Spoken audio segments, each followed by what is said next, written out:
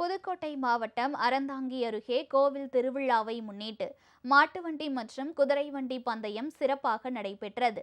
அறந்தாங்கி அருகே உள்ள கருவிடைச்சேரி கிராமத்தில் ஐயனார் கோவில் புரவி எடுப்பு விழாவை முன்னிட்டு மாட்டுவண்டி பந்தயத்திற்கு ஏற்பாடு செய்யப்பட்டிருந்தது.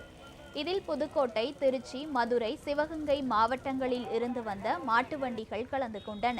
மாட்டுவண்டி பந்தயத்தை தொடர்ந்து குதிரைவண்டி பந்தயமும் சிறப்பாக நடைபெற்றது.